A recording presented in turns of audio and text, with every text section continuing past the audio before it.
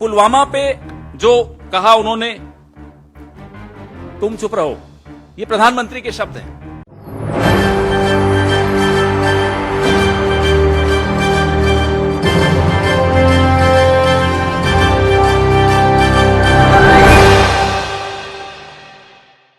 पुलवामा हमले की जांच अगर शुरू हो जाती है तो देश के प्रधानमंत्री नरेंद्र मोदी का फंसना तय है। और आखिरकार ये क्यों कहा जा रहा है कि 2024 के लोकसभा चुनाव से पहले पुलवामा हमले की जांच होनी चाहिए। नमस्कार, मैं हूं राहुल शर्मा, आप देख रहे हैं SP9 न्यूज़ और स्वागत है आप सभी का आज की बड़ी खबर में। और बड़ी खबर की शुरुआत इस वक्त हम कर रहे हैं पुलवामा हमले को लेकर। देश में पुलवामा हमला हुआ, 40 जवान शहीद हुए और 40 जवानों की जो शहादत हुई उस पर राज्यपाल जो सत्यपाल मलिक हैं उन्होंने बड़ा खुलासा किया। हालांकि पूर्व राज्यपाल जिक्र करेंगे, पहले राज्यपाल थे अब नहीं है, तो पूर्व राज्यपाल सत्यपाल मलिक ने जो खुलासा किया वो बहुत बड़ा खुलासा। उन्होंने कहा कि जवानों की जो शहादत हुई उसके दम पर सरकार ने चुनाव जीता 2019 का, उनके दम पर सरकार बनाई गई, लेकिन इसमें सरकार की ही गलती थी।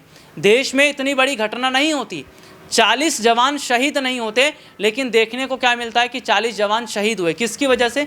सरकार की गलती की वजह से। तो सीधे सीधे तौर पर अपने दर्शकों को बता दें कि जो हालात इस वक्त के हैं, जो स्थिति इस वक्त की है, वो ये जाहिर तौर पर बताती है, वो ये साफ तौर पर बताती है कि क्या पुलवामा हमला एक सोची समझी साजिश है या पुलवामा हमला जो हुआ उसमें सरकार ने अपनी गलती छुपाई, उसके दम पर वोट मांगा गया। हालांकि इस पर बड़ा खुलासा किया गया है कांग्रेस पार्टी की तरफ से। मैं अपने दर्शकों को दिखाऊंगा कांग्रेस पार्टी के प्रवक्ता पवन खेड़ा जो बड़ा खुलासा कर रहे हैं और साथ ही साथ ये भी कह रहे हैं कि जो हमला हुआ उस पर जब जांच की बात आई तो मोदी सरकार बैकफुट पर आती है। मोदी सरकार कह रही जांच नहीं होनी चाहिए। और ये कहा जा रहा है विपक्ष की तरफ से, राज्यपाल की तरफ से, जो पूर्व राज्यपाल हैं, कि 3 बड़े मंत्रियों का इस्तीफा ज़रूरी है। प्रधानमंत्री नरेंद्र मोदी, गृह मंत्री अमित शाह और रक्षा मंत्री राजनाथ सिंह, इन 3 मंत्रियों का इस्तीफा होगा, उसके बाद ही निष्पक्ष जाँच हो पाएगी। तो क्या वाकई ऐसा है? क्या कुछ कह रहे हैं कांग्रेस प्रवक्ता, देखिए रिपोर्ट। पुलवामा पे जो कहा उन्होंने, तुम चुप रहो, ये प्रधानमंत्री के शब्द हैं। हमें मालूम है आप कैमरा प्रेमी व्यक्ति हैं, जिम कॉर्बेट में थे जब आप ये पुलवामा की दुखांतिका हुई जहां 40 जवान हमारे शहीद हुए।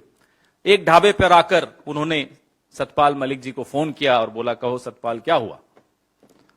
फिर जब इन्होंने कहा कि हमारी लापरवाही से हुआ है, तो कहा तुम चुप रहो, ये कोई और चीज है। ये शब्द बड़े ध्यान से सुनिएगा, ये कोई और चीज है।